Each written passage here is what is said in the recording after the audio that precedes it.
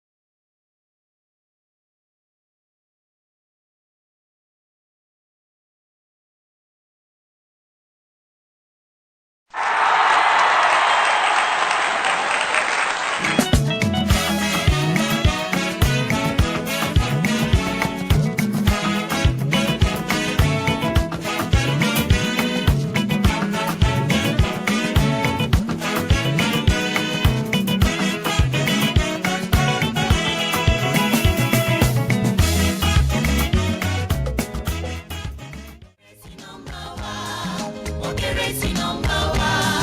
Wọ́n kéré sí nọ́mbà wa. Àwọn ọmọdé wọ̀nyí kéré sí nọ́mbà wa. A ní wọ́n kéré o, wọ́n kéré o, wọ́n kéré sí nọ́mbà wa. Wọ́n kéré sí nọ́mbà wa. Àwọn ọmọdé wọ̀nyí kéré sí nọ́mbà wa. Wọ́n kéré sí nọ́mbà wa. Wọ́n kéré sí nọ́mbà wa. Not because I suffer fast, not because I pray and fast. No be your show, no be that. I'm watching. Daily, Osinachi, I'm no qua, Osinachi. One man, Osinachi, I'm watching. Daily, Osinachi, Mama, Osinachi.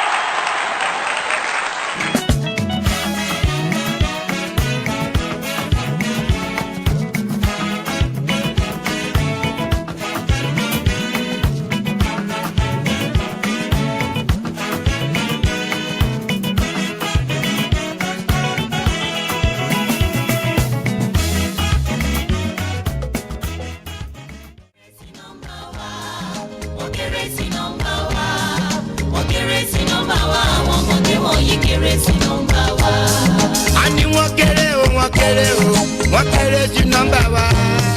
Wọ́n kéré sí nọ́mbà wa. Àwọn ọmọdé wọ̀nyí kéré sí nọ́mbà wa. Wọ́n kéré sí nọ́mbà wa. Wọ́n kéré sí nọ́mbà wa. Not because I suffer fast, not because I pray and fast. No be your show, no be that. I'm watching. Daily, Osinachi, I'm no qua, Osinachi. One man, Osinachi, I'm watching. Daily, Osinachi, Mama, Osinachi.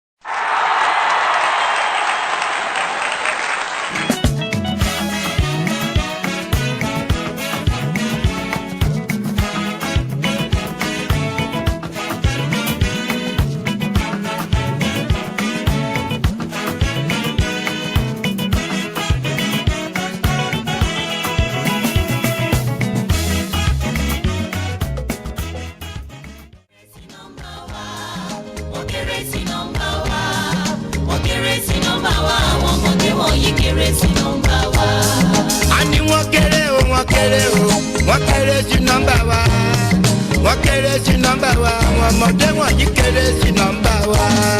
Wọ́n kéré sí nọ́mbà wa. Wọ́n kéré sí nọ́mbà wa. Not because I suffer fast, not because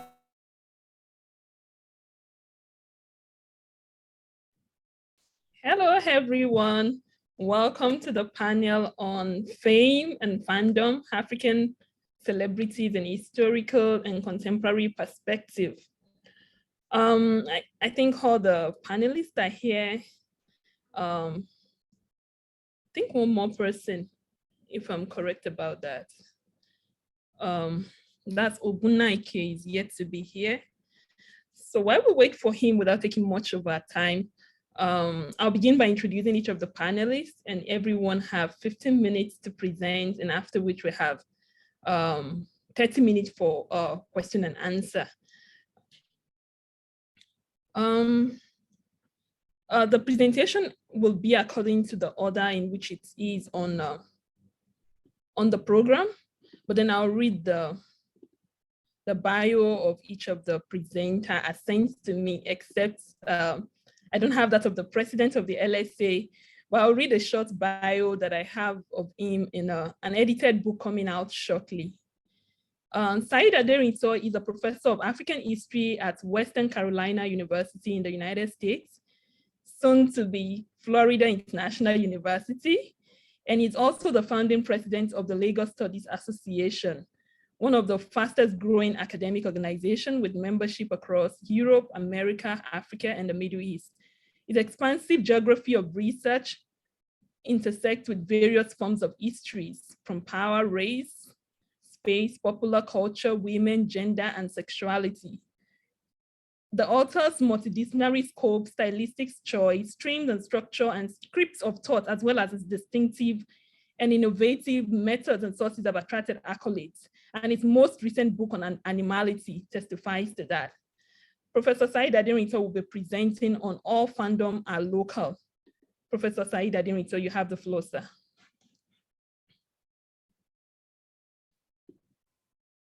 Oh, thank you so much, the chair and the organizer of this panel. I would now like to share my screen.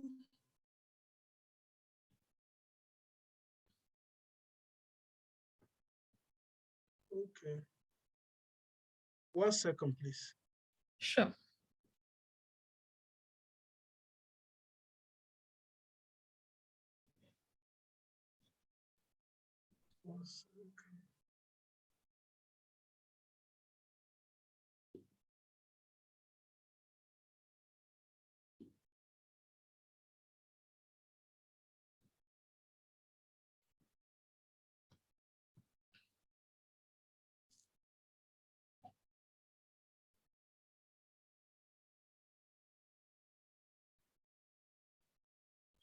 So this presentation is part of my current book project on the history of Fuji music and popular culture in Nigeria.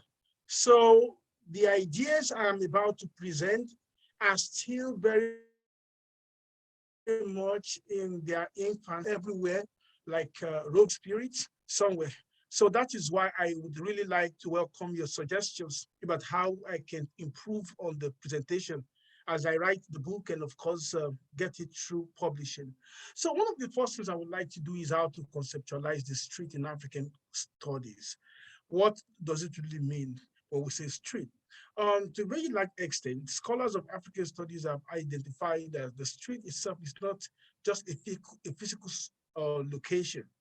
The street goes beyond a built environment, or whether built or a built environment, where people converge, where transportation take place, where economic activities take place, and the center of other forms of identities, or a location that builds identities, or a location around which identities are constructed and around which identities are built.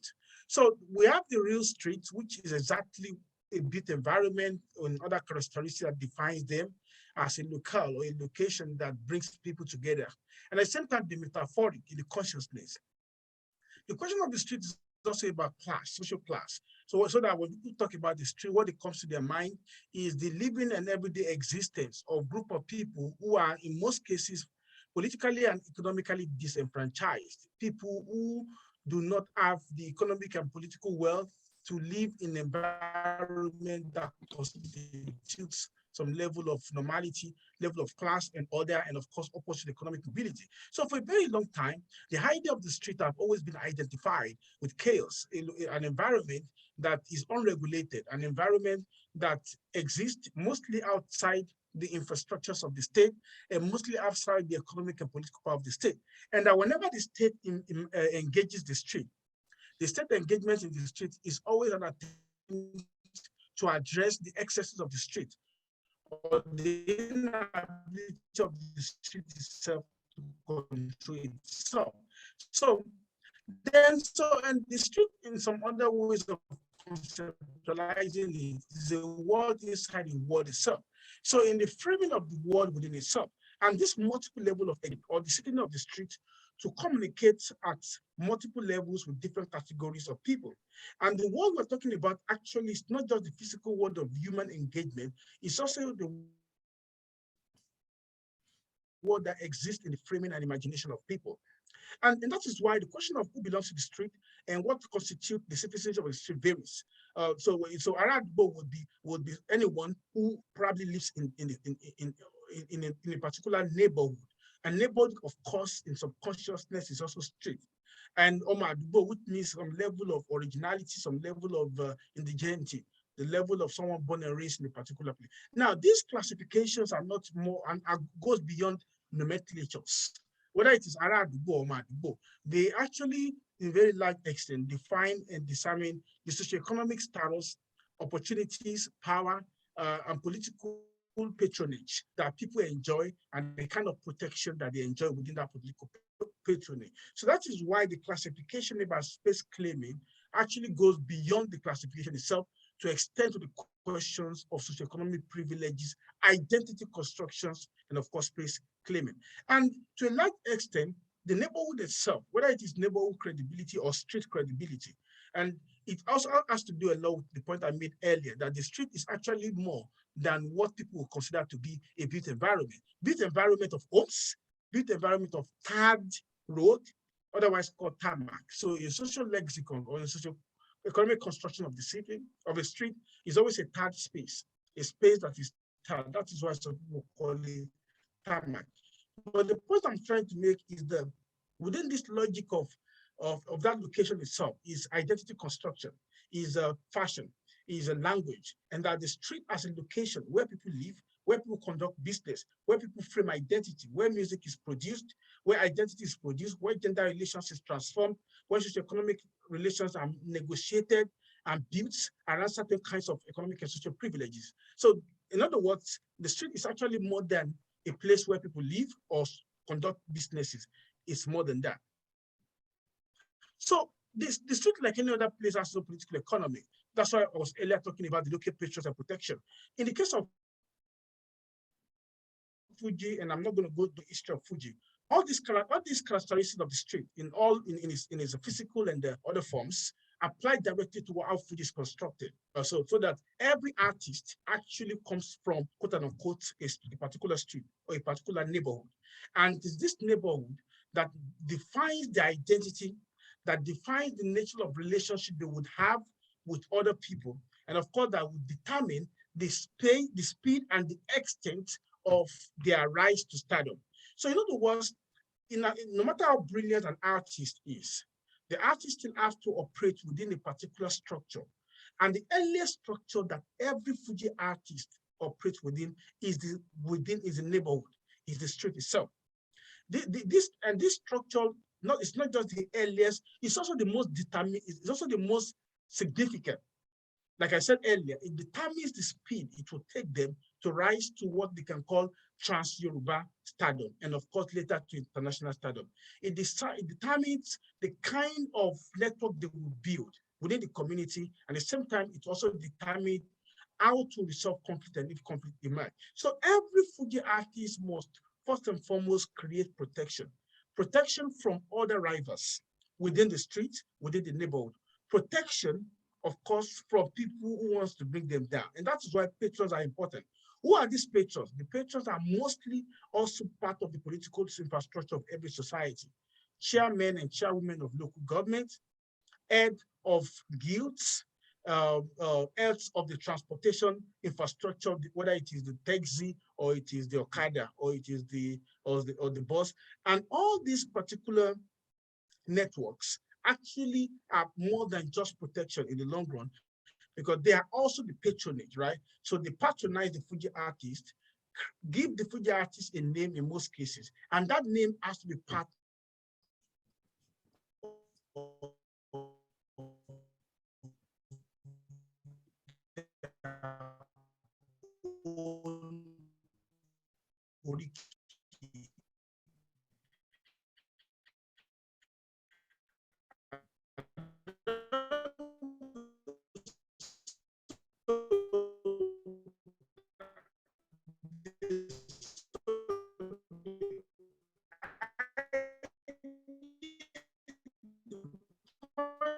Seems there's a technology issue there. to make their own Okay, out of the particular system, and the kind of the right to standard. So point I'm trying to make, right? Can you hear me? Can you hear me now? Can you hear me now? Can you hear me? yes, we can, sir. Okay, sorry. I'm sorry. I know that there was a lot of challenges. Yeah. So like I said, I'm still thinking through all this in different directions, and so don't hold me responsible for. Most of my conclusions are not definitive. They're still work in progress. They're still germinating. So in the program, I'm trying to make sense of how a physical space and also a space of imagination shape and create certain forms of stardom. And I'm also trying to make sense of why we need to develop a location-specific conception of stardom, why we need to build argument around stardom and fandom from the perspective of how communities define success. So I'm trying to make sense of what constitutes success within the context of how the street defines success. Success could, within the context of the communities and neighborhoods, be defined as the ability to throw a big party for a new child. Maybe it could be defined as the ability to perform in certain locations that were restricted to certain artists. Success could be the ability to purchase new musical instruments and launch it. Success could be the ability to, of course, to perform Hajj. Ability to perform Hajj was defined as success. So I'm more concerned about specific socio-cultural and political network within the street that allows Fuji artists to define unique forms of stardom that meets their own understanding of self-realization. So I'm thinking about a definition of stardom that is not static across generations and across decades. I'm thinking about a conceptualization of stardom in the 1970s when Fuji was coming into existence. In a particular place that came from, and how the conception of stardom was changing from location to location as Fuji artists claim communities and use the street to validate them. It's not the only location that is validating Fuji artists. Fuji artists validate the particular community by emerging out of that community. Is how at every point in time in the evolution of Fuji and the rise of Fuji superstars, locations and street and neighborhoods create specific conditions for how to measure success. And success is very fundamental to how fandom is defined, because you can't, in most cases, there must be some level of artistic credibility for you to have a fan base. But more importantly, it is also based on the question of how you define your celebrity. What is the making of superstars? How do we define a star? And how is this definition important in different locations from generation to generation? I'm more interested in, for example, the shifting definition of the street itself from the 1970s to the 80s to the 90s to the 2000s. And this geographical transformation of what makes a street, both in its physical and imaginative form, cannot be understood outside the confine of the transformation of what constitutes a celebrity. So going back to the theme, of course, of this particular panel, I'm trying to define a Fuji celebrity from how the street defines or identifies its own superstars, not just to identify them, to make them. So like I said at the beginning of this presentation, much of these ideas are still roving and I don't have a complete hold of them, but that is why I think this presentation would. I would like just to conclude after all this to talk about the fact that the street is fundamental for creation of stardom, at least at the beginning of the career of every artist. And a good artist would always remember where they come from. So the street is always the basis, the origin that validates and the origin that serves as the basis of historical reenactments. Where did I come from? I came from the street. And the street is also a way to validate toughness, masculinity, and there are many ways of engaging this. So the other part I would like to make before I continue is how the street is now a digital street. I'm thinking about a digital street within the context of the proliferation of okay, so I'm thinking about it within the proliferation of social media pages for Fuji artists. I'm still, like I said, still having troubles making this function well as a coherent body of knowledge, but that is what is going on in my mind. So I'm trying to make sense of how a Fuji fan base, a Fuji Facebook page, or the Facebook page of the Fuji artist is similar in some ways to the physical streets that we know. The street of competition, of arguing about the success of artists, or about conflict over their history, over their fame, over whatever they do. And how these elements of conflict and relationships on the physical street, in beer parlors, with local women, with food sellers, with car pushers, with transportation people, with the union people, and how all these activities around what constitutes a Fuji celebrity is now being transferred to another street, and this street is the digital street. So I'm trying to make sense of the similarities, the same differences, the privileges, the opportunities, the limitations that emerge around a creation of a new kind of street through artists, Facebook or social media pages, Instagram. Like I said, I don't have a complete control over this. It's still work in progress, but I would like to hear what you guys think and why I make progress on this research. Thank you so much. Thank you so much. One of the things I will always continue to think about is your humility to say that these thoughts and ideas are still in progress, because so many things were said about the streets, from being a geographical location to being a digital street, and of course, imaginaries. And I'm sure the audience will engage with that, especially the idea of imaginary, fandom and, fame as something that also exists in the mind seems fascinating to me. I'll go to the next presenter, Professor Vicky Brenard, and I will read a short bio and then she will have the floor. Just a second. Yes, I have it. Professor Vicky Brennan is an associate professor of religion at the University of Vermont, the author of Singing Yoruba Christianity, Music, Media, and Morality, published in 2018. She's currently working on a book that examines the relationship between media, technology, and celebrities in Yoruba gospel music industry. So we're moving from Fuji now to gospel industry. The floor is over to you, Professor Vicky. Wonderful. I'm just going to share my screen. There we go. And there we go. Okay, wonderful. Thank you all so much. I'm so excited to be part of this conversation.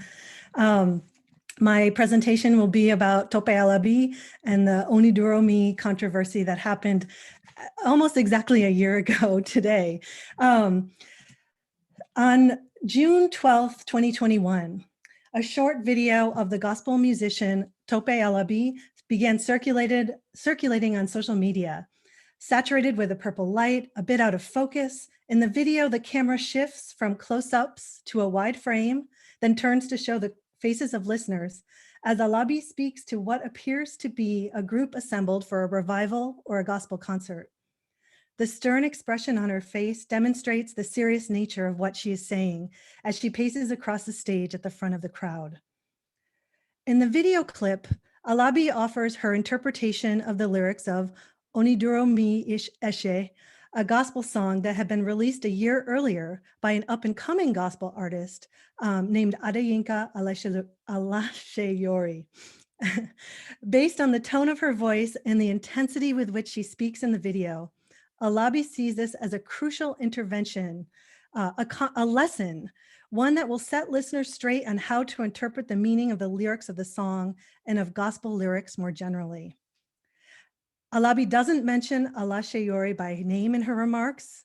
Instead, she explains why she doesn't sing this song, that she was directed not to by the Holy Spirit. She explains why describing God as Oniduro mi, or as one's guarantor, doesn't adequately capture the magnitude of God's efforts on behalf of humans.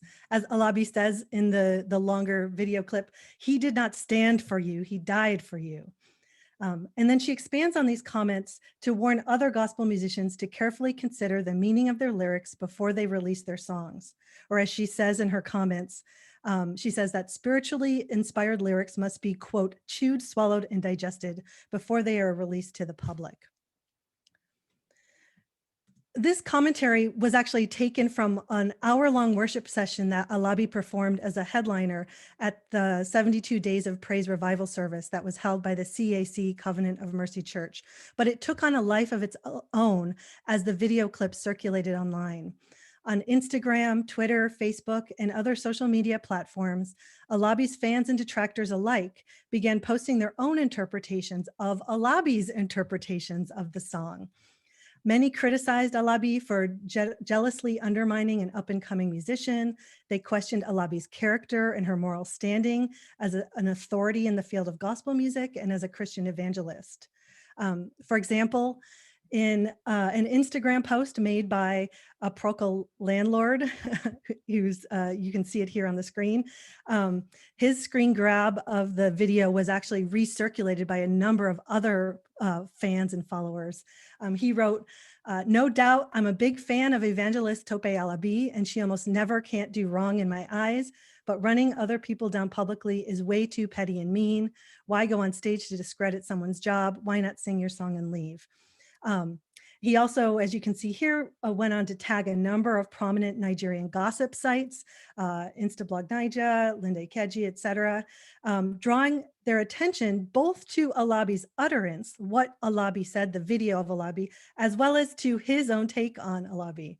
And so these sites, which typically feature gossip, lifestyle features, and scandals about celebrities and other personalities, began reporting both on the event itself, as well as on the response to it that happened online. News media ventures picked up the story as well. There's just a sampling here.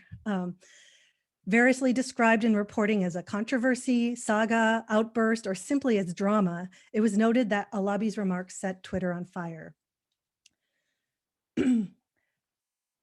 This event, I'm just going to move forward. So this event serves as a point of departure for this presentation, in which I explore how the dynamics of this controversy revealed the tensions between Christian piety and secular entertainment in Yoruba gospel music. And in keeping with the focus of this panel on fame and fandom, I also speak to how celebrity and religion are intertwined in the Nigerian public sphere in ways that lead to new modes of Christian self-making and that offer distinct models for social interaction. And I'll just echo Saeed here in saying that in what follows, I'm offering some preliminary thoughts on celebrity, social media, and circulation as they emerge through this particular example. I'm also trying to think through these questions through this material, and so I'm very much looking forward to the conversation. So first, some notes about celebrity and the making of Christian publics. As a familiar stranger, the figure of the celebrity is perceived as someone who's larger than life. a charismatic persona whose life offers narratives for fans as well as for detractors. Celebrities identify themselves in relation, or I'm sorry, followers identify themselves in relation to celebrity narratives themselves, often as a form of self-making. At the same time, the figure of the celebrity is also linked to commodification and consumption. As a commodity, the celebrity is central to the production of value at the same time as they offer themselves and their lives up for consumption and exchange. Thus, being a celebrity implies an openness to public scrutiny of one's statements and actions. But also it is about seeing oneself and making oneself seen as a person who makes statements that will be heard and listened to. And for those whose celebrity, like gospel musicians, is linked to their religious authority, this kind of self-making and positionality takes on a distinct valence. Religious institutions also construct and produce their leaders as celebrities. The religious celebrity often serves as a spiritual and material embodiment of, as a spiritual and material embodiment of aspirations of fans and followers, who may also, in addition to being understood as fans, could be understood as members of a religious community, members of a congregation, right? So there's this dual nature to religious celebrity and to religious fandom. For them, this is consumption, but with a spiritual purpose. Oh, I'm not there yet. Because the religious celebrity is embedded in commercial media forms, the celebrity's persona is subject to scrutiny as they bring together discourses of evangelism, personal success and achievement, and material wealth and prosperity.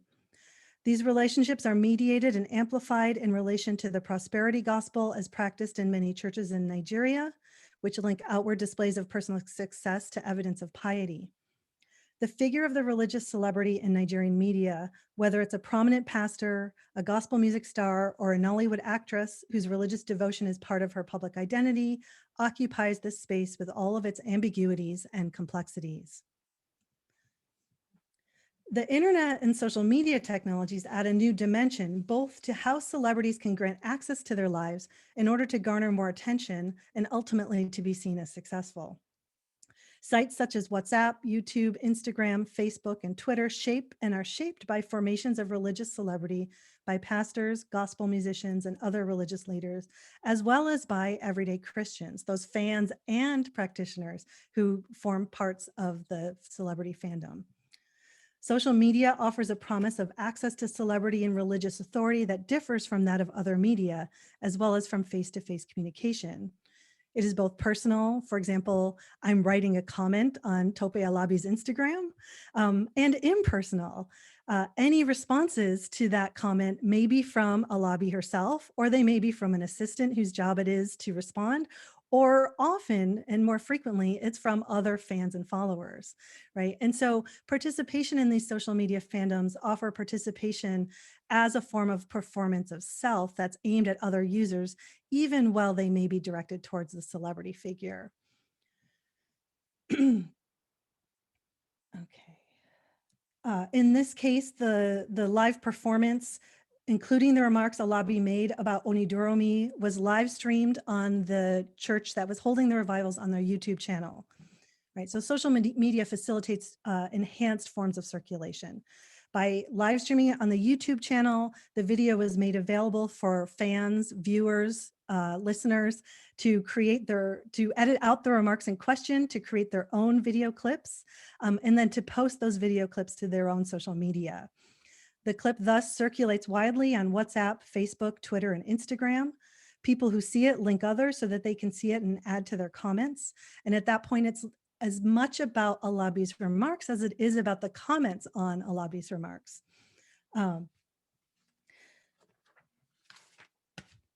This opens up a variety of ways in which everyday Christian selves are remade in response to a celebrity controversy.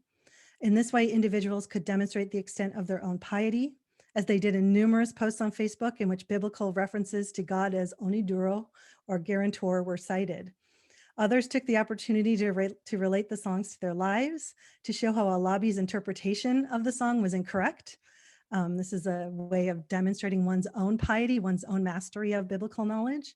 And there are also, there continue up till this day to be strings of tweets that thank God for being Oniduro and offer examples of how he was Oniduro. I got my promotion. I was saved from harm, and so forth, so forth.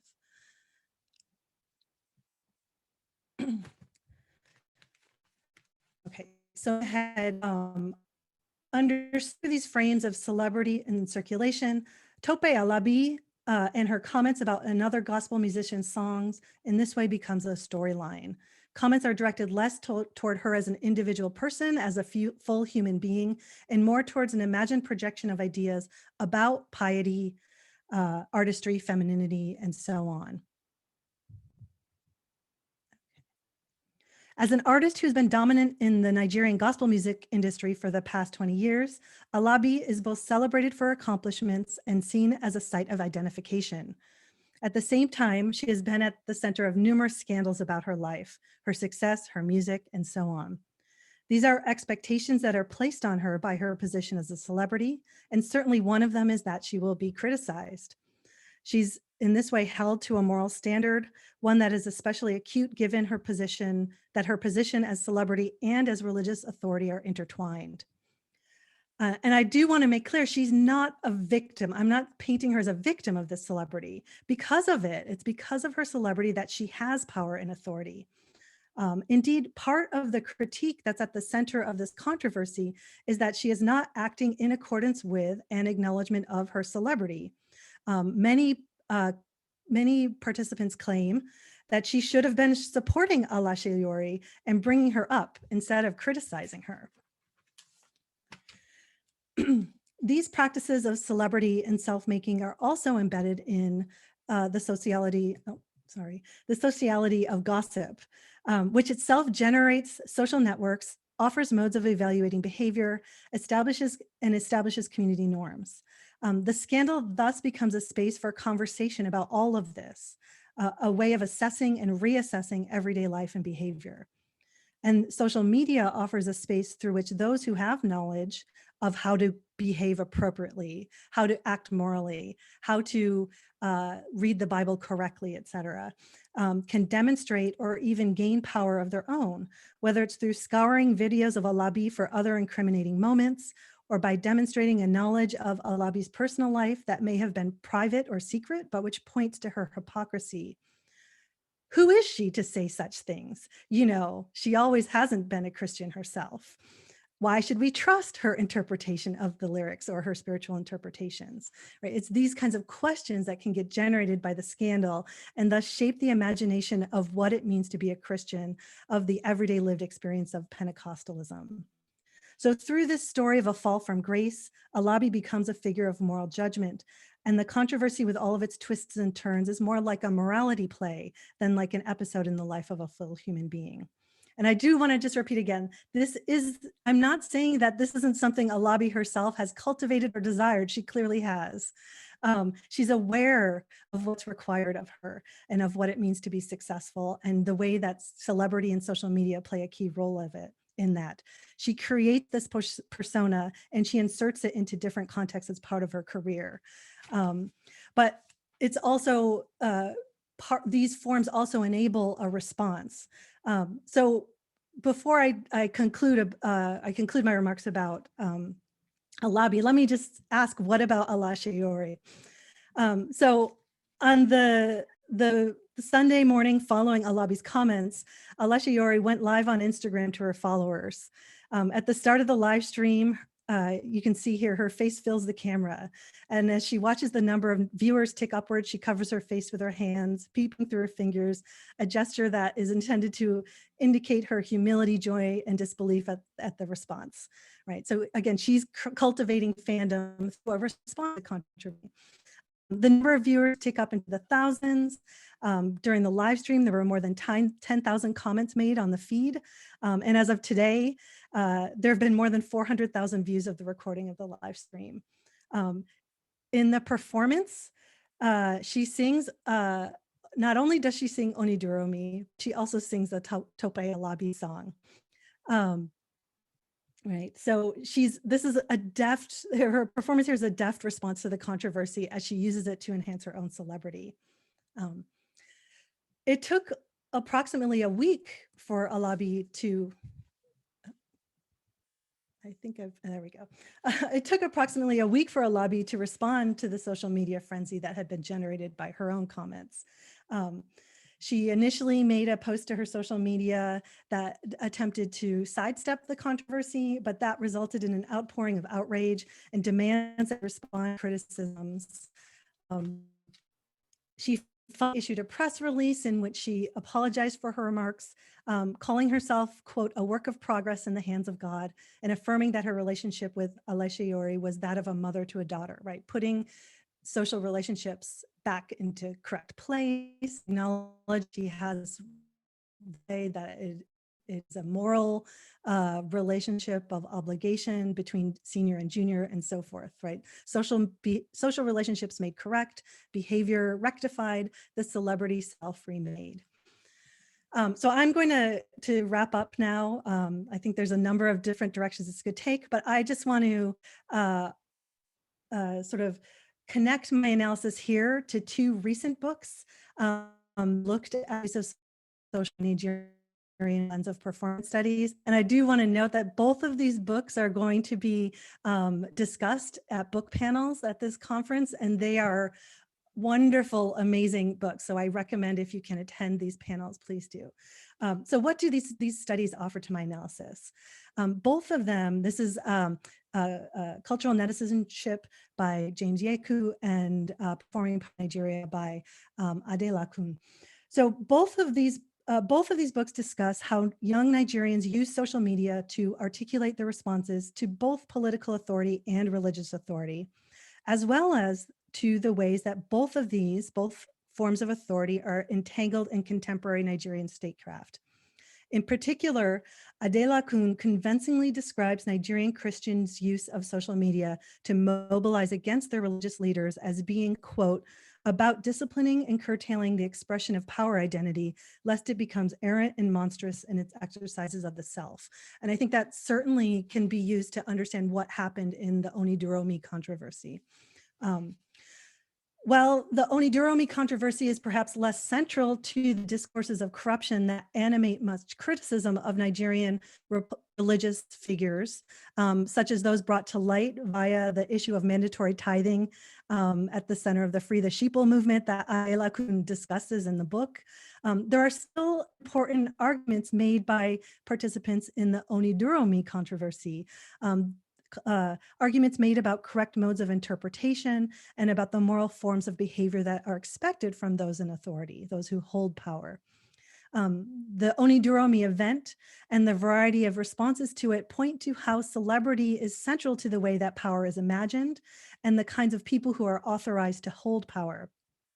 At the same time, social media frenzies, such as those generated by Alabi's comments and the video clip that circulated, also point to how people who are seen as having power and authority are adjudicated. This is a new method of adjudicating whether they're using that power correctly, whether it's in relationship to a biblical interpretation or sort of social norms and values, or even sort of democratic ideals.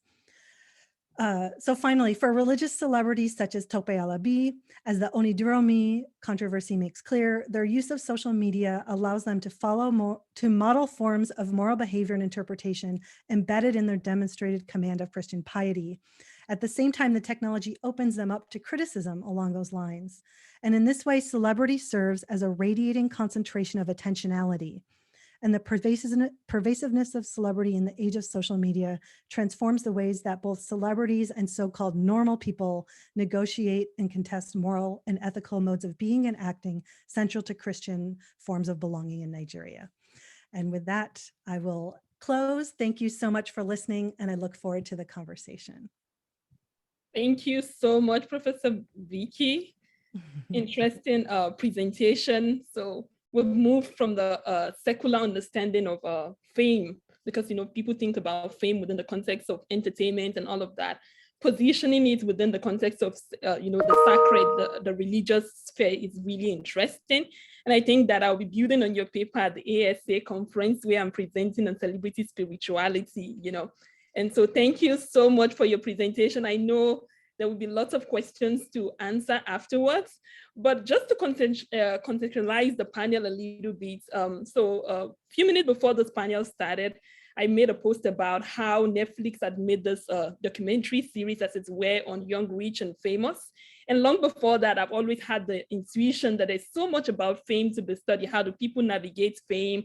How do they even navigate obscurity after they've been famous? And those are very interesting things that I think scholars of African studies should engage as it relates to, fame, fandom, celebrity, social media, and all of that.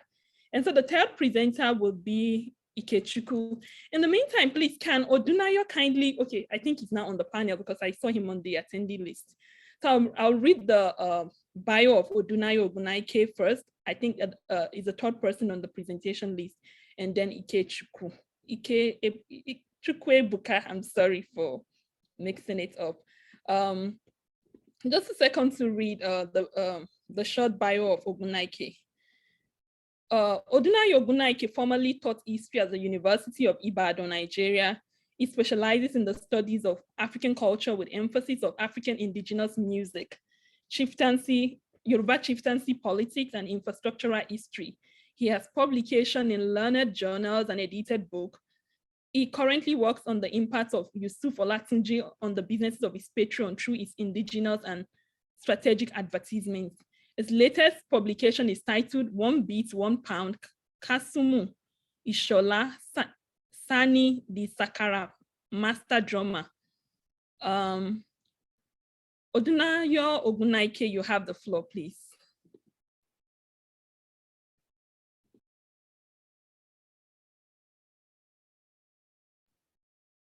Odunayo, are you with us? So just to save time while we try to connect with him, I'll read that of Chukwebuka. I'll read the short bio of Chukwebuka Kenneth while we wait for Odunayo to join us shortly. Ugu Kenneth Chukwebuka is a final year student of History and International Studies at the University of Nsukka, Nigeria. He's passionate about learning and research in African history with major focus on Igbo cultural practices and worldview, including religion, power, health, and gender. He looks forward to widening his horizon in historical scholarship. Ugu Chukwebuka, you have the floor. All right, thank you so much. I'll be presenting my paper titled Iwe, the Life and Times of Simon Odo of Fenubeziki. Iwe is an Igbo word, and it means fame. So it's an attribute, it's attributed to famous people. It's what we used to talk about famous people. Iwe. When you say that somebody is famous, then you can say in Igbo that the person that the person is famous. So the idea of my paper is to discuss the life and times of Simon Udo of Enugu Ezike, who was famous. He achieved fame in many perspectives. He was a super polygamist who married about 30 wives. And then he was also popularly known as the King of Satan because he was an indigenous doctor. So a lot of things, when you browse about this man, you see a lot of social as well as mass media coverages about the life of this man. And then you will discover that all those works are not, all those works did not go into detail about the kind of life this man lived. And it was the depth of a comprehensive, or should I say, in-depth analysis about this man that necessitated this research. In fact, this work is my undergraduate project. So I'm also trying to see what I can do here at Lagos Studies Association Conference. So when you read all those works in the newspapers and then social media and blogs and all that, you will see that the accounts are very superficial. So I am studying the life of this man from a historical perspective. So a lot of controversies, or should I say, a lot of unfounded claims about this man and his fame abound, not only in Enugu, but the entire world because of the internet and all that. So the idea of my paper now, interrogating his family life. How did he manage the family? How the kind of wife he married? How did he provide for the children? How did he train the children? What are the implications of having so many wives and so many children? And then his indigenous medical practices. How did he do all he did? The source of his powers, how he made his money. So my work is trying to debunk all those fallacies and lies about this man, and then talk about him from the perspective of an indigenous celebrity. Because despite the fact that the idea of celebrity as it is now, Western celebrities, all musicians, footballers, and all that, they have their Facebook accounts, some have Instagram accounts and all that. But then in African context, we had, over the years, Africans have celebrities who achieved fame in so many things, in so many things that they did in their life. So my paper is discussing Simon Odu of Enugu Ezike as an indigenous celebrity, as a type of celebrity that is indigenous to Africa. It may not be politicians. These indigenous African celebrities may not be politicians like Obama, Nelson Mandela, all those people. But then you cannot write them off as people who did not contribute to history. So these people made impact. Simon Odu is significant, not only in Enugu, but in the entire Igbo land, and by extension, the whole Africa. When he died, he was buried in a car. And then you try to understand the idea behind the burial. He instructed his children to bury him in a car. That was unprecedented in the history of our people. So all those things was in furtherance of his fame, to further his fame, to perpetuate himself, to stay relevant to the people. So he rendered so many things in his indigenous medical practices. He was receiving so many clients from near and wide, especially high-profile politicians, prominent men, prominent businessmen. And these people, the kind of works he was doing, the kind of services he was rendering to his clients were what made him famous and then also gave him wealth. So he built a lot of houses and he had a lot of property and all that. In fact, his significance is felt, and the thrust of my paper is to raise the idea, the consciousness of African idea about celebrity, a type of celebrity that is indigenous to Africa. So I'll quickly round up for the want of time to say that in spite of all the superficialities, all the negations of his life, he was indeed an African celebrity, and his impact, his deeds will remain entrenched in the memory of the people of Enugu Ezike and the entire Igbo land, as the case may be. Thank you so much. Thank you for that wonderful presentation. your presentation also shifts us a little bit in the direction of the panel, which is also to understand fandom beyond the hegemonic understanding of it, which is, social media and, all other contemporary parameters of the measures of fame.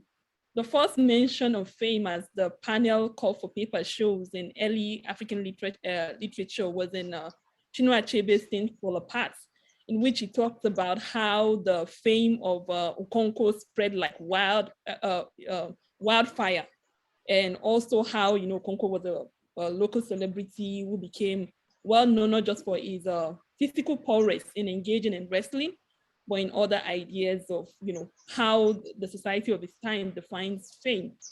We're still waiting for one of the third panelists, but while we do that, we can take questions. If he's unable to join today, we have a second panel on fame and fandom tomorrow too, for many who are interested in the ideas of fame. But in the meantime, we can answer the questions in the chat box. So to our audience, please, if you have questions for any of the panelists, which I think you will all have, I can see about 2-3 questions already, please kindly put them in the chat box, and our panelists will be more than willing to answer. I just want to touch a little bit on what Professor Ademi talked about, the multiplicities of the geographies of fame, whether it's on the street, the physical street, or the digital street. More so is ideas of the necessity of reference to places where a popular artist comes from. Remind me of Oju Elegba, Whiskey Oju Elegba, the idea that, oh, this is where I'm from, this is my community. And honestly, I'm looking forward to Professor Ademito's book on Fuji to really understand more of the complexities of this. I think there's a question for Professor Bernard, Professor Vicky. Someone is asking how you will describe your data collection method for the study, and how does the method engage traditional technique of field work? Okay, sure. I can I can respond to that. Yeah. So I am an anthropologist and I do ethnographic fieldwork, and the material for this larger book project is based on almost 20 years now of doing research. I mean, it's kind of strange in some ways that my research on these questions have tracked with Tope Alabi's career, in the past 20 years. But yeah, so this was research that I started while I was doing my dissertation fieldwork, when I was still waiting for the invitation from the Ionio Church to come join the choir and to do that extended fieldwork I did with that church. That's the subject of my first book. In the meantime, I would try to set up interviews with gospel musicians to talk to them about I was really interested in recording. And so I visited a few recording studios in Ibadan, and this was in the early 2000s, interviewed gospel musicians as best I could. But more importantly, and this is where the focus of most of the book is about how were everyday listeners engaging with it. At that time, it was cassette tapes. It shifted to CDs. Now it's almost completely digital, MP3s. And so tracing those technological shifts. For this Tope Alabi material especially, I'll be frank, I haven't been able to be in Nigeria since 2019, before the COVID-19 pandemic. But I did before, in 2019, the last time I was in Nigeria, I actually interviewed Tope Alabi. And what's interesting about it, I cut it out of the presentation for the sake of time, is that while I interviewed her, she live streamed me interviewing her to her Instagram followers, right? And so to me, that was this moment where I was like, oh, social media is the space of self-making, of the construction of celebrity and the furtherance of celebrity. And so I've been, so it has its basis in the kind of face-to-face conversations that are characteristic of ethnographic fieldwork, but it's also led me to do some of that online, to really jump into those comment threads and discussions in this controversy. I mean, I couldn't ignore it because people were sending me the video. Can you believe what Tope Alabi said, etc. And so I think that that's part of being part of this fandom. Even if you're not present, you can still be present by participating in the social media circulation. So I hope that answers the question. Thanks for asking. Yeah, Thank you so much for your response. I think there was also an earlier question from Pelumi who is asking, I read, my interest in this controversy lies in the huge and irrefutable role that Tope Alabi's famous remarks about the song plays in bringing Alasheyori into overwhelming fame. Can you speak to that? So yeah, I spoke a little bit about that, that it did, it sort of broadly expanded her base, her follower base, and her stardom. And there has been, as I follow the conversations, I do see some speculation. These are theories of how power works, right? So the speculation is that it was a deliberate attempt to amplify Alasheyori, right? That this is part of how these musicians support each other, which is actually contrary to the moral evaluation of Alabi that happened in the context of the controversy itself, right? So this is really interesting to me. I can't say exactly what's going on, and I don't know if anybody can really know, and I don't even know if that matters, because what's interesting is the ways that people are talking about it, and they're articulating their theories of like, how do gospel musicians work as celebrities? What kinds of power do they have, and how do they use that power, and how should they use that power, right? Yeah. So I think that's, and we can also see there's been more recently criticisms of Alasheyori by other gospel musicians for being, not being appropriately Christian herself. And I think that that's also part and parcel of this larger dynamic that I'm describing. So thank you. Yeah.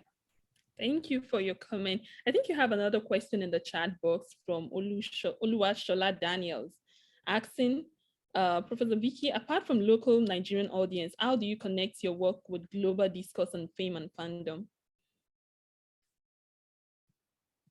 I guess, so I think that if I'm understanding the question, part of what I'm interested in is thinking, and this is really why when I saw the call for papers, what interested me so much about this panel is that I'm interested in so much of the contemporary scholarship, celebrity studies is focused for the most part on an idea of celebrity that emerged out of Euro-American experiences, specifically linked to Hollywood and the Hollywood star system.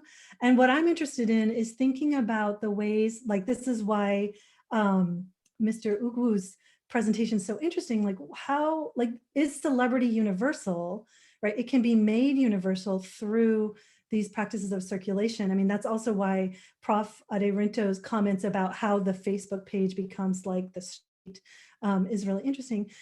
So what's specifically Nigerian about it? And then what does that tell us more broadly about global discourses of fame and fandom? Right? I don't think Nigerian evangelical celebrities are the same as American evangelical celebrities, but they're also not completely different. So I actually that. Yeah,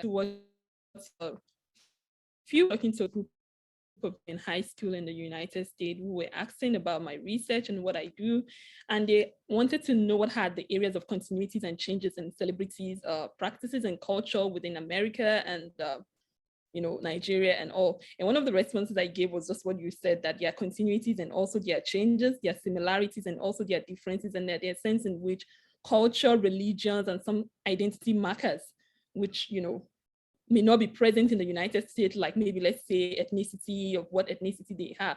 But then in the areas of similarities, for instance, the same respectability politics and moral expectation of women, female celebrities, for instance, seems to be universal. Of course, there seems to be a little bit of tolerance in the United States compared to Nigeria, where, for instance, Tope Alabi have been accused of wearing certain provocative dresses, and just like you could think about others. So like you said, there are continuities, there are changes, and I think it's a fertile field of research that I think scholars need to engage from multiple perspectives.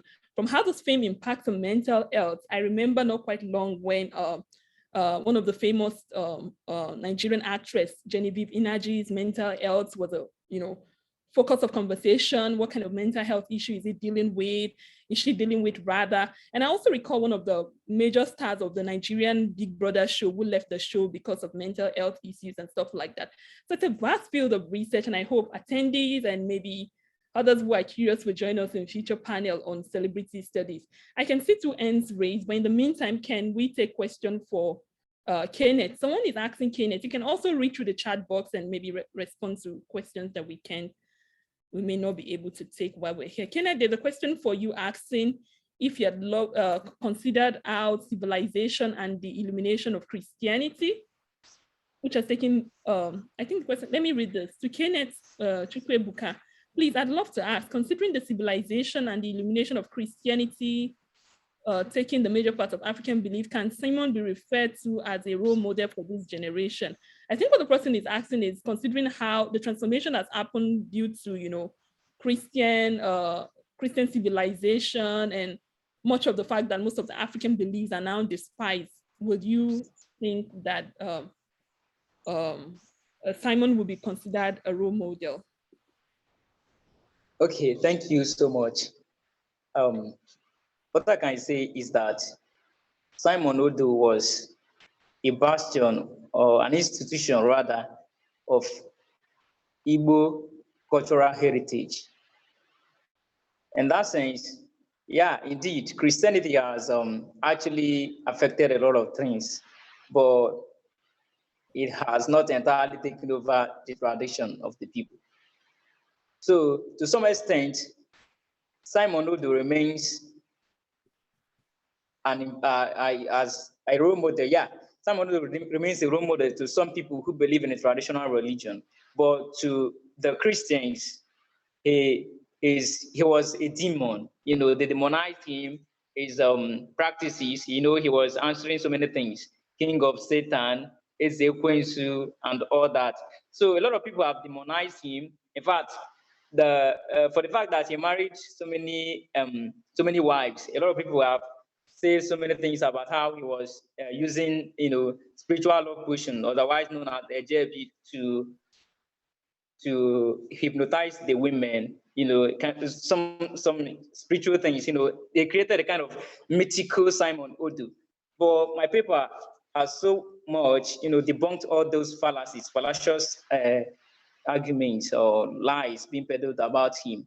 And in conclusion, I would say that he remains, a role model to people who believe in the African traditional religion, because when he died, a lot of indigenous doctors came with a lot of gifts to the family, to pay homage, kind of final respect to the man. So he was a role model and remains a role model to those who believe in the traditional way or traditional means. That's what I can say. Thank you so much. Thank you, Kenneth, for your response. We have a question for Professor Denrito, but I would appreciate if the Ed Porter can make it possible for Matthias, Isani, and Samuel Adjusted to ask their question. They have their hands raised for quite some minutes. Professor Denrito, there's a question for you, sir. Ellen Huga is asking if you think there's disparity between physical and digital streets in the creation of celebrity, and if one can say that the toxicity at play on digital streets is an extension of or different from the physical streets, that is, if there's disparity between what you see online and offline. As I said at the beginning of my presentation, these ideas are moving in different directions, and I don't have any control over them. But all I know is that we have a lot of similarities. See, violence is one of the characteristics of this history, and this violence can easily be translated even into the digital space in a different way. It produces some kinds of effect that is very that affects mental health and some ways social relations in real life. So that's one aspect of the similarities that we see. And of course, the differences are much more expansive. The physical street has its own local configuration. It's actually well defined geographically and sometimes in terms of imagination. But the way the digital street operates, I think there's no kind of permanent delimitation of how the digital space operates. And this lack of delimitation station or pantry that makes digital street much more expansive in its ability to language relations, behavior, relationships. At the same time, the same kind of network that can be used to build fan base beyond physical street can also be used to digital relationships to send artists into space. So, like I said, I'm trying to think about all this in different directions, and I don't have control over them. But hopefully, as I do more research, I'll be able to take it in the right direction. Thank you, sir, for your comments. Can we have Matthias ask this question live if he so chooses? Okay. Good evening, panelists. Good evening. Okay, I want to make not really a question, but an observation from what Chukwuebuka Kenneth Ugu presented on Iwe of Life and Time of Simeon Odo. Actually, the person that raised the question about Christianity and how it comes to be in the 21st century, the idea is that from my observation about what the man entails, Simeon Odo is an indigenous celebrity. Of course, even Christians here in northern part of Igbo land, Christians, priests, and also internet wizards come to the man for metaphysical powers. The man has metaphysical powers that also gifts some of these priests in the 21st century for them to carry out their missions in churches. Some of the interviews we had with the man when he was alive, you see crops of reverend fathers, crops of pastors, crops of ICT people coming to the man for scientific epistemological powers. Therefore, if the person observing from the angle of Christianity should also know that some of these people that tag themselves Christians and fought schools and also come to this man for his magical powers. Therefore, in turn, using the man's scientific epistemology to enrich themselves. Simeon Odo, even before he died, tried to tell the wider world that I will be buried with an expensive car of 8 million naira, of which people did. And the man was buried with a car inside the tomb of 8 million naira. And people that contributed this of the car were pastors, reverend fathers, and also IT people, which he also equipped.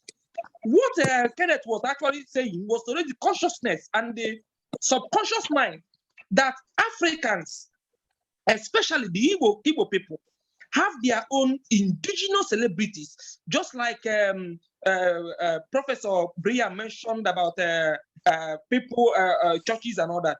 The Igbo people, they are not on internet, they're not on social media, they're not on Facebook and whatever. What they have is indigenous people that are being celebrated, raising the consciousness that we are also firm in the things we do, and this thing we do attract people from diaspora. Because Matthias, your point is made. Thank you so much for your intervention about indigenous celebrity and how the fact that the stigmatization or the discrimination we see does not really exist in written, as there are collaboration, whether visibly or behind the doors between these two. Thank you so much for that. Samuel, I just say you could make your comment now. Okay, thank you. Can you make it brief so that you can answer? Okay, I was just thinking, this is to Brennan. Brennan, thank you for that presentation. I was just thinking that, are you interested in looking at how the Pentecostal leaders, this time around pastors, church founders, how they responded to the controversies? I mean, the controversy, because they also have their own positionality in response to this, and it also defined, their engagement with these two musicians, whether pro or con, whether it's positive for somebody and it's negative for somebody. So I'm thinking it would be interesting if you could also look at the Pentecostal leaders' response. I mean, their own response to this controversy. And I'm also understanding that celebrity, especially in Pentecostalism, sometimes is beyond piety. Sometimes these celebrities use spirituality to negotiate global economy. And that's why you find their followers saying, no, why should you say this? Why should you dance this way? Why should you interpret the Onidiro narrative? So sometimes the followers are disappointed. But on the other way, the celebrities themselves, gospel musicians, only use this spiritual practice to negotiate global economy. So I think these are also perspectives you may want to consider in your work. Thank you very much. Thank you, Samuel. Professor Vicky, do you want to speak to that? Yeah, I won't speak that long. I just wanted to thank him as well. I think that, I think all of this is part of the larger picture of what I think this controversy opens up. I think that is where the figure of the use of the figure, the persona of the celebrity by figures of religious authority is complicated. There's a lot of contradiction and ambiguity because of its link or its embeddedness within commerce, right? Celebrities are consumed. They're part of capitalist accumulation. Alabi licenses her face to sell houses. She takes tours to the Holy Lands, right? This isn't just about spiritual piety, as you noted. And I think that that's really important. And that's part of, in some ways it's dangerous. And in some ways it's about further enhancing one's fame. And I think that this is a way of connecting. I think this conversation about Kenneth's presentation is really important to connect to this because it really is about sort of like the way that fame is linked to value creation, right? And how it's about articulating values and then also criticizing the ways that certain values are upheld or not upheld, right? I'm really interested in ethics, so for me, it's about those discourses whereby people are going to try to assess the value that's created by fame. So thanks for those comments. I'll stop. Yeah, thank you so much for that response. I think someone also earlier asked if we could consider how religious leaders and musicians use this controversial narrative to enter into fandom. I think that is interesting. Other panelists can also jump into it. I think in the days and time in which we live, particularly for social media, in recent time, I've been interested in rumors. What does rumor tell us about the consciousness of a nation, its anxieties, its aspiration? And that came from reading last year, Speaking with the Vampires, about how rumors, shaped anxieties about colonialism and medical technology in Kenya. And for me, I began to think about how the economies of rumor in Nigeria, especially now you have every blogs and gossip blogs and live videos from Esabodu in Canada to several other big names there who come on live video every now and then to talk about the latest rumor with sleeping with who, and not just the theatrics that it involves, but also the engagement that it drives. This is something that I find also fascinating. But controversy, I think, has become one of the ways in which fandom also is driven. Tontorike gave a TED talk talking about how controversy has been the very factor that has driven, our fame and notoriety, and how she will continue to be controversial. Whether it's the Bobrisky who is having a Muslim prayer in a house opening and stuff like that, I think controversy is the currency of today's fandom, if I'm right, but I will allow other panelists to speak to that.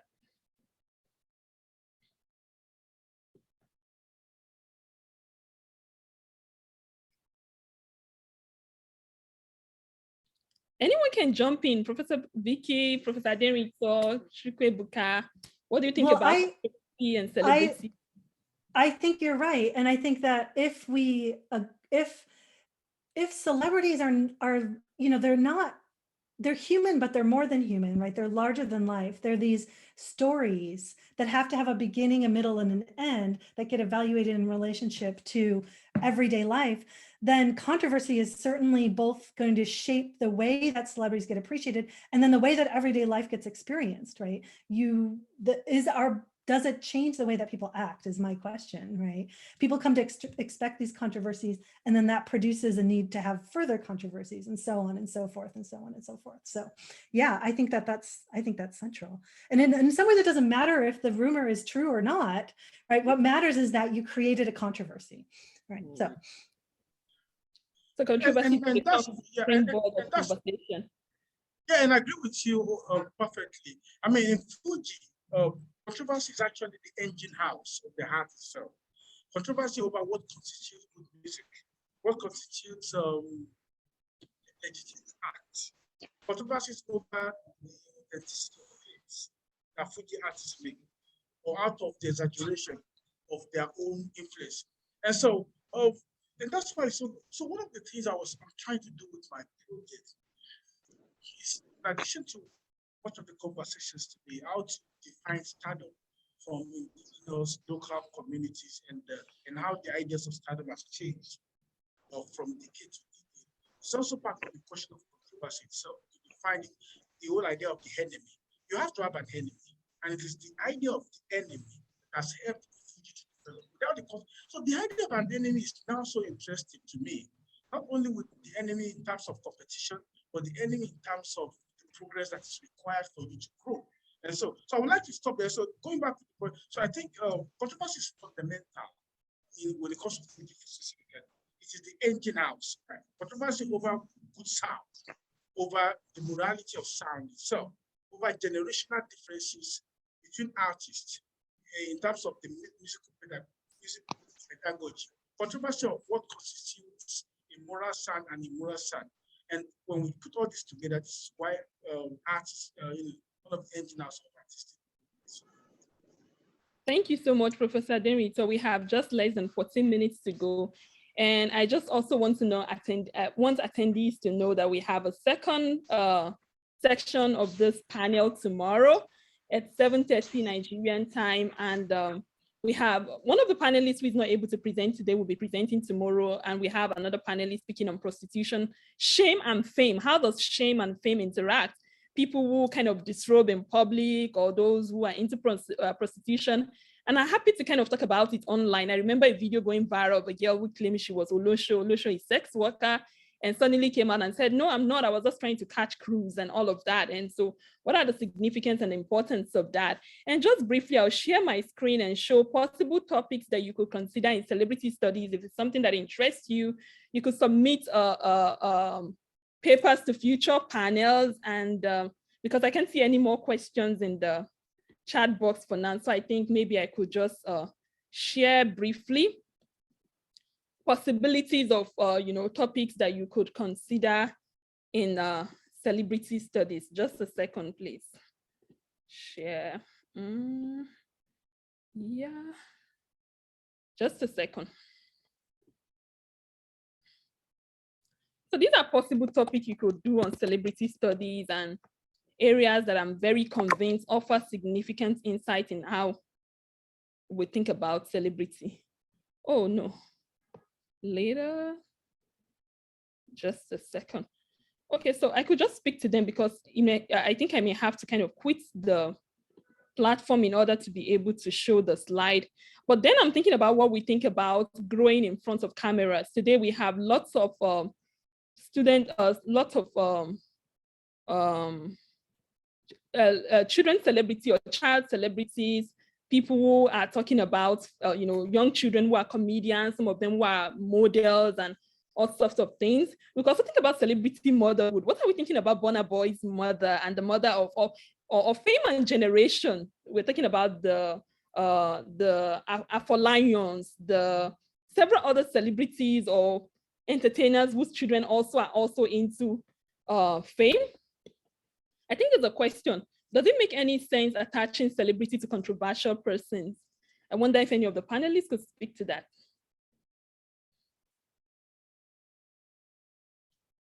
does it make sense to attach celebrity to a controversial person? That's the question. Well, I'll go ahead and start. I mean, I think it's very clear from what we've been talking about that is essential to the controversy, at least in this moment, essential to the making of celebrity.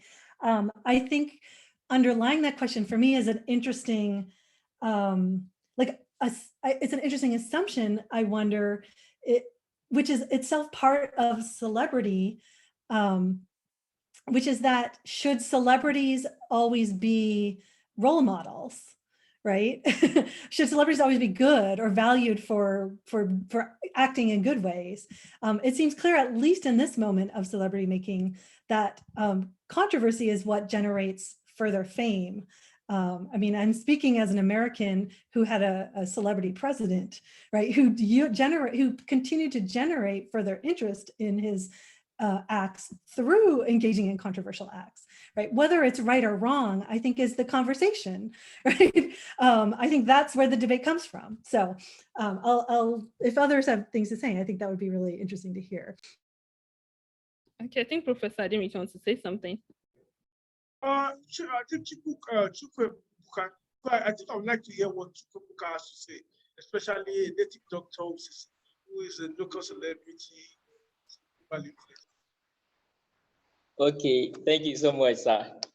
What I can say about whether fandom is driven by controversy and all that, yeah, it's true, because there's something, if you are considering fame, then you should also consider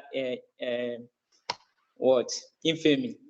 That is, because there was a time I posted something about Simon Odo, and one of my friends said that he was neither a celebrity or famous, that the man was just notorious.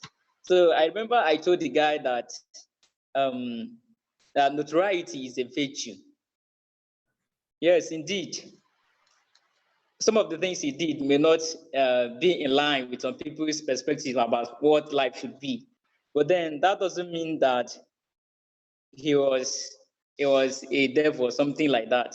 Yeah, controversy was the controversy, sort of the controversy that made the man to go by the name. Yes, that brings me to that. It was the controversy generated by some people that made him to go by the name King of Satan and other titles he took. Yeah, he was popularly known in Enugu Ezike as Onowa. Onowa is an Igbo name, but in this context, it means that he doesn't care what lies people tell about him. That's why he went by the name Onowa, to say that whatever people say about him does not matter to him. That people can say whatever they want to say about him, but it doesn't take anything from him. So he went on. He went on with so many names, so many sobriquets and all that. So controversy is the currency of fame. Like, let's put it that way. But then, whether fame or celebrity should be attributed to a controversial person, I will leave it to Sahid to talk about that, because I don't know what to say about that. Thank you so much. Okay, thank you so much for your comment. Okay, yeah. Professor, you can go ahead. So I think, so again, one of the things I'm trying to uncover in my project of is also the ways in which indigenous ideas, indigenous Yoruba ideas of enemy and controversy as an inevitable aspect of so it's really very is part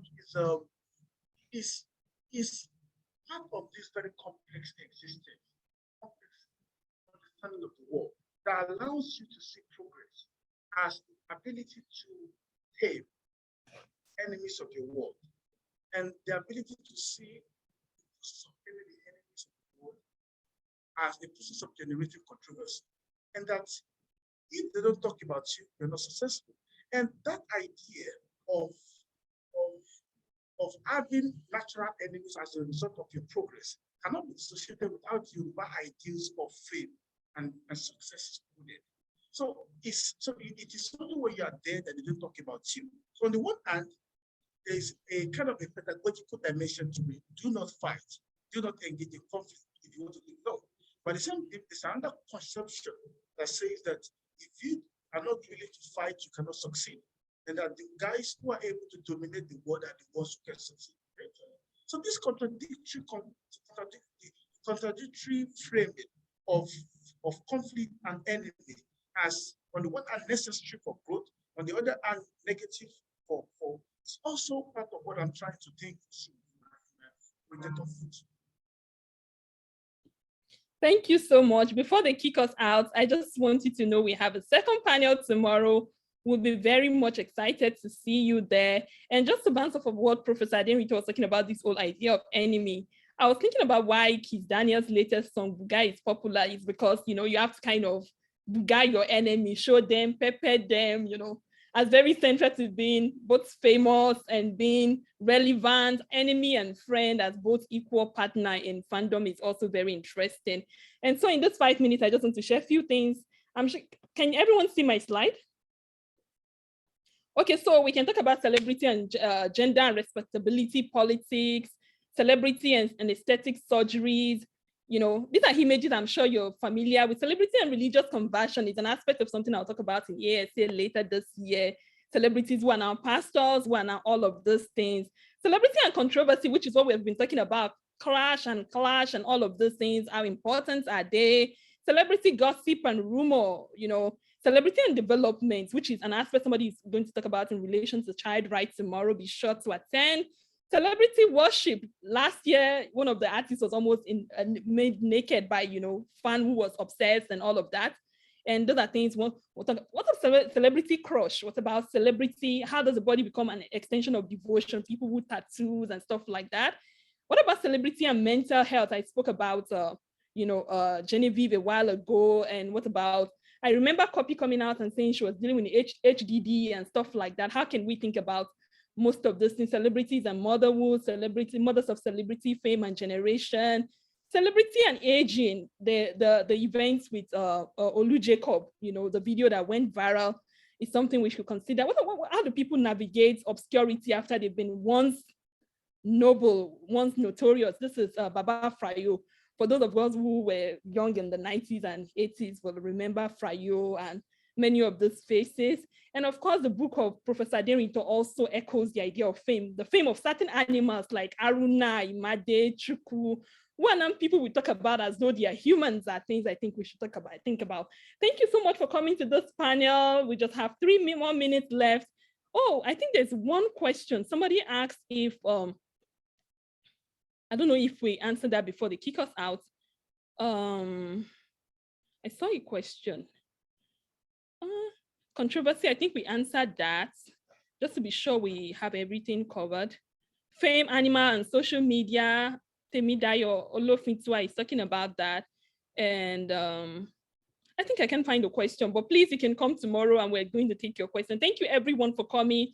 Thank you, Professor Vicky. Thank you, Professor Adenrito. Thank you, Kenneth, for coming. I truly appreciate you. And I'm looking forward to more papers next year for the panel on celebrities and rumor on social media, whatever we title it as. I'll be glad to see you. So see you all tomorrow, and thank you again for coming.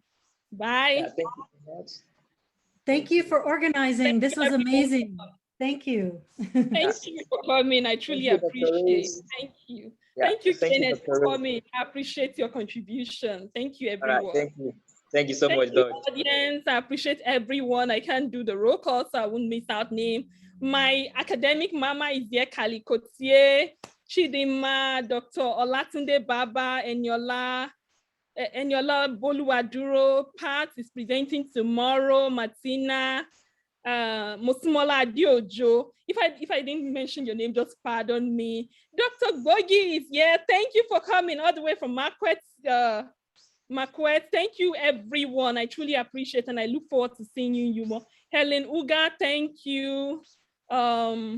Shola, Daniel, thank you. Thank you, everyone, for coming, and I hope to see you all tomorrow. Have a great evening and enjoy other panels too. Paul Michael, Ola, Martina, Omoro, Dion. Thank you everyone for coming. I can't call all the names, but thank you for coming. Thank you and see you tomorrow. We have another panel tomorrow and be sure to join.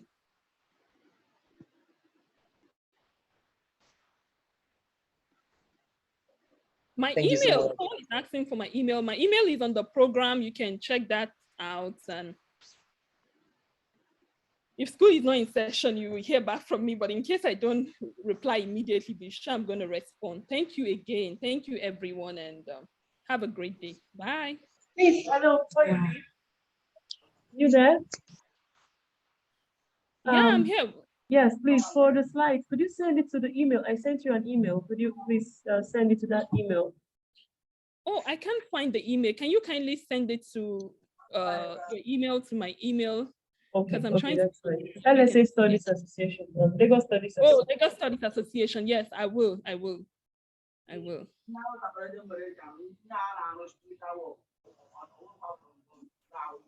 Okay, thank you very much. Bye. Bye. Thank you so much, Dr. Rose.